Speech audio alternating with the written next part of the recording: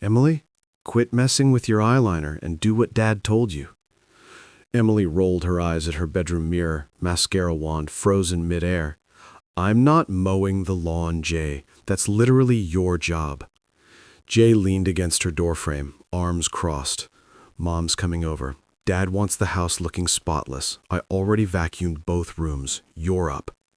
She snapped her compact shut and shoved past him. Yeah? Well, congrats. You want a medal?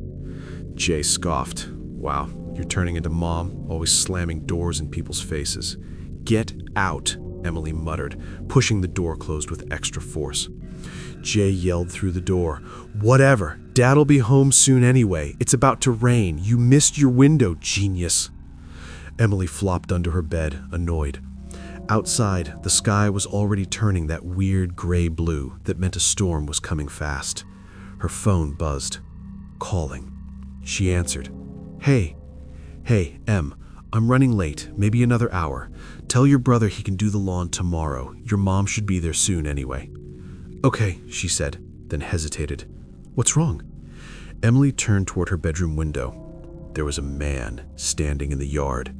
He was tall, too tall, wearing a filthy suit that looked decades old, with a black tie hanging crooked. His face was completely covered by a burlap sack, tied tight with thick chains. He wasn't moving, not swaying, not breathing, just staring.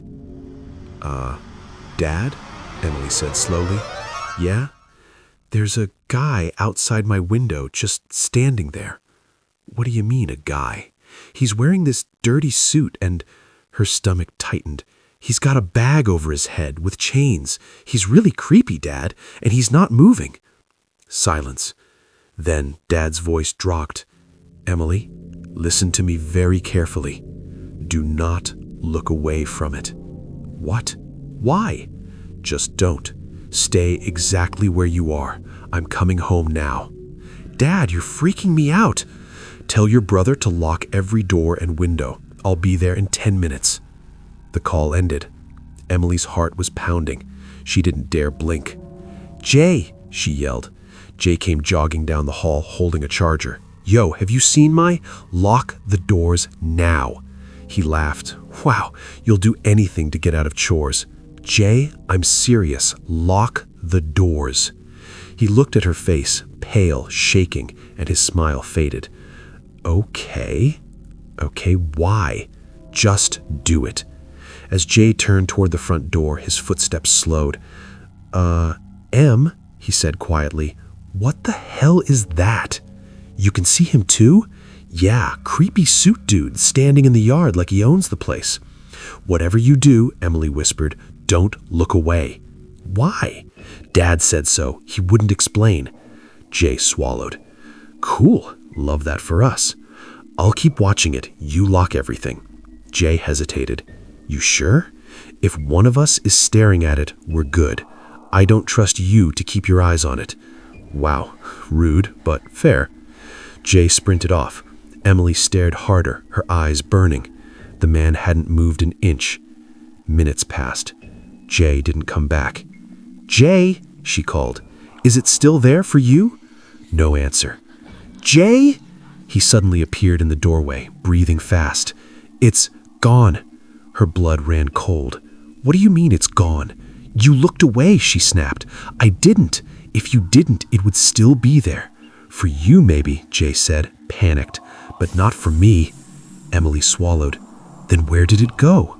Before Jay could answer, a sound came from down the hallway. A slow, dragging step. Behind them. Jay, Emily whispered, don't turn around. Too late. Jay turned and screamed.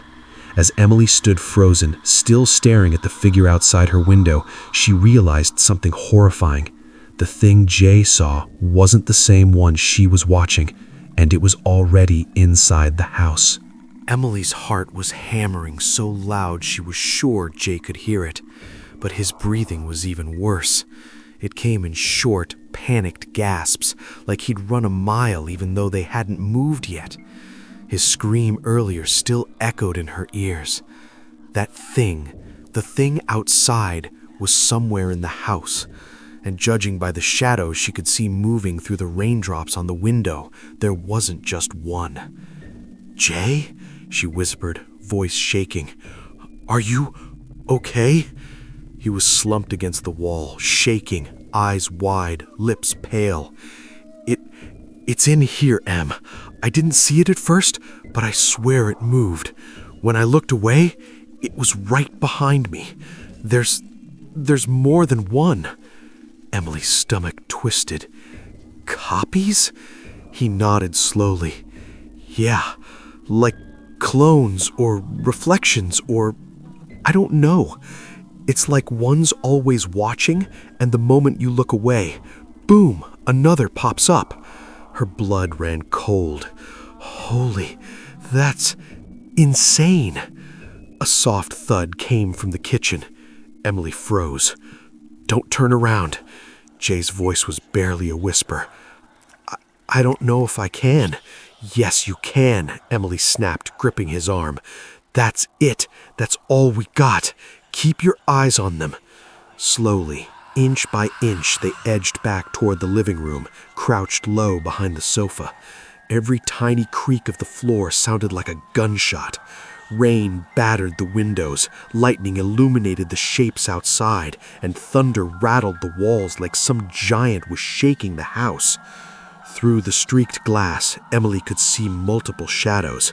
Not normal shadows. They were jagged, blocky, unmoving, facing them. And each second that passed, she noticed subtle differences. The first one had chains over its head.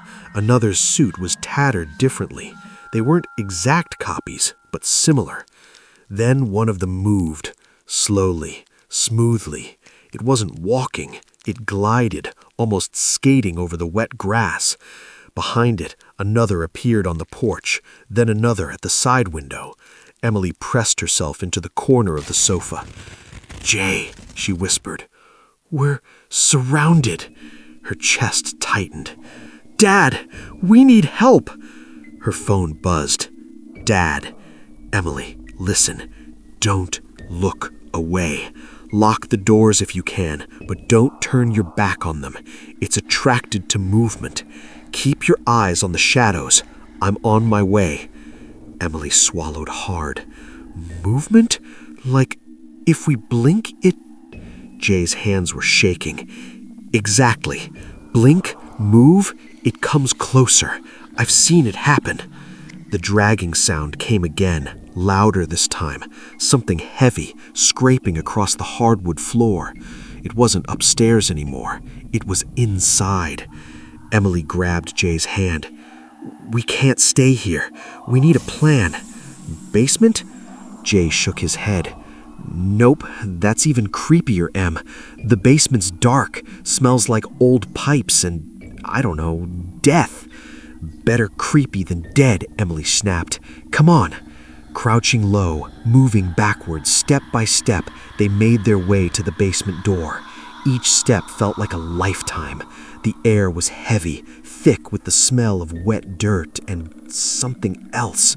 Something metallic. Maybe chains. They reached the basement. Emily yanked the door open and slammed it behind them, bolting it shut. They pressed against the wall, drenched from the rain streaming in through the broken upstairs window. "Jay," whispered Nope. "Not safe. I can hear them. They're circling." Emily's chest tightened. "Dad, where the hell are you?" The phone buzzed again. "Dad." "Emily, listen. They can't hurt you if you don't let them. Keep your eyes on the shadows. Don't let them see fear. You need to hold it together, now." Emily's chest heaved. "Dad, there are too many. I can't." "Yes, you can," Jay snapped. "We survive by staring. That's all we've got." Lightning flashed again. Emily could see dozens of figures outside now, all in different suits, all with their heads wrapped. They weren't exactly human. They were wrong, and all eyes, or what felt like eyes beneath those sacks, were fixed on her. Emily gritted her teeth. "We do not blink. We do not look away. Not now, not ever." A single whisper drifted down from above, soft but unmistakable. "Why are you staring when you could join us?" Emily's stomach dropped. Jay shivered. The basement air seemed to thicken, as if the darkness itself was closing in. Rain pounded harder, lightning flashing faster. And then, a sound she had dreaded since the first moment she saw the figure. Slow, deliberate footsteps coming down the basement stairs. Emily froze. Jay froze. The whispering multiplied, hundreds of voices now, all soft, all sinister, coming from the shadows above, around, inside the walls. Emily squeezed Jay's hand. "We survive. Eyes open. Don't blink." And in that moment, she realized the horrifying truth. This wasn't just one creature. They were everywhere, watching, waiting, and blinking was no longer an option. Emily and Jay weren't just trapped in a house. They were trapped in a world where looking away meant death, and every shadow could be the last thing they ever saw.